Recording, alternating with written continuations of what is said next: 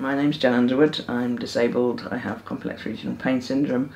I have had that for 25 years. Since being disabled, I've become a bit of a campaigner. In, I think, around 2014, 15, all of a sudden Gwynedd Council decided to change the traffic flow of the high street and make the high street in Bangor pedestrianised. There was very, very little consultation and bare minimum of information about what was happening, and it just happened. A few people noticed that they could no longer get onto the high street with their blue badges, drive onto the high street as disabled people to try to do their shopping and whatever they wanted to do on the high street.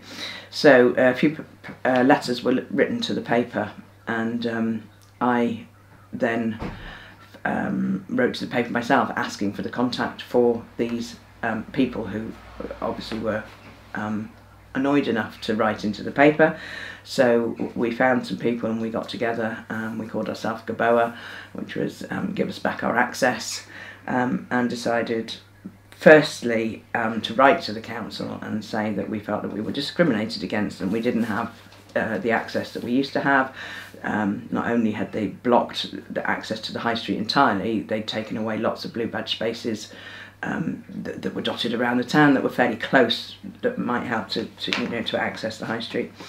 So we got Vin West from Arvon Access involved, who is a mine of information and helped us greatly with the kind of laws that we would need to use, if things didn't go the way we wanted them. So there were a group of us who got together. We wrote to the council and were completely and utterly rebutted. They weren't going to change their mind or anything. So then we decided we had a campaign on our hands. So we got in touch with councillors, we got in touch with local MPs, the AMs, Senate members as they are now, and the press. And we started. So we started with go slows, so we all turned up at the high street and on our scooters and proceeded up the high street, which is quite long, and did that for publicity. We contacted Disability Wales to help our plight and to find out more again about our rights. Also the Equality Human Rights Commission, we got them involved.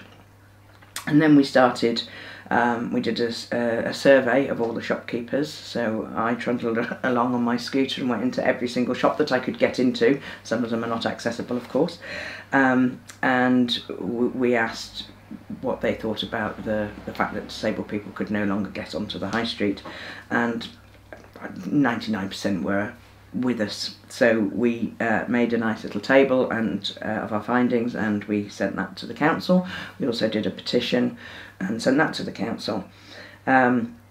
We asked for an equality impact assessment, and there wasn't one. They had they scrabbled one together, but it was post work. So we decided that they ought to do an equality impact assessment according to their public duty. And the fight was absolutely incredible. They just did not want to budge. So the kind of laws that we used were the Equality Act 2010, the UN Convention of Rights of Disabled People, which was brought into the UK in 2009, the Public Sector Equality Duty, which of course they failed greatly on, which was 2011, and the European Convention on Human Rights, the Council of Europe. That needs to be pointed out because this is not an EU law, it's the Council of Europe, and so we can still use that later on when unfortunately we leave Europe. Also the Social Services and Wellbeing Act 2014 is a useful act to use.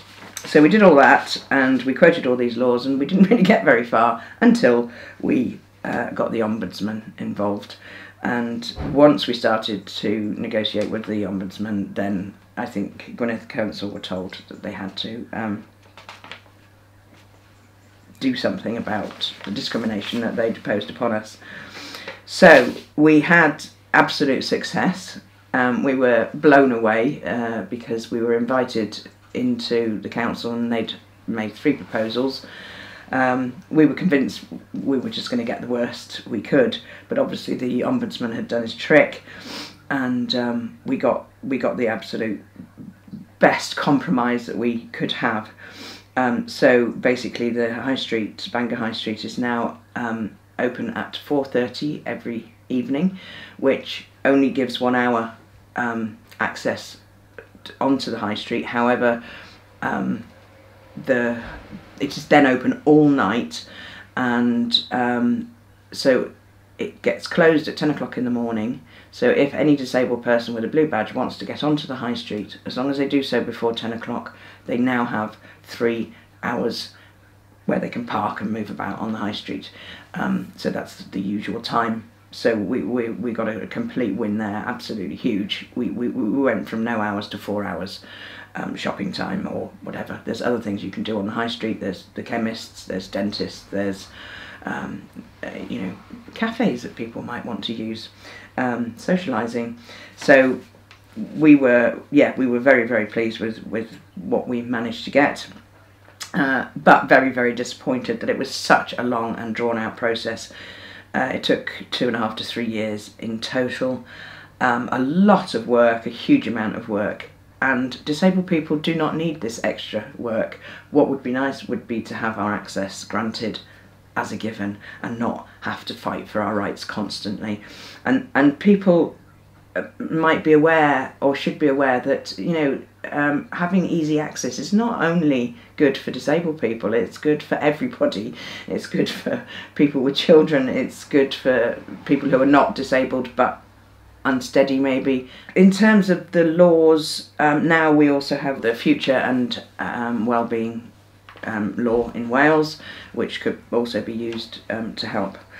It's really important that people understand their rights and know their rights, and know that they can win. You know, you can get a win, but you've got to be determined and you've got to fight.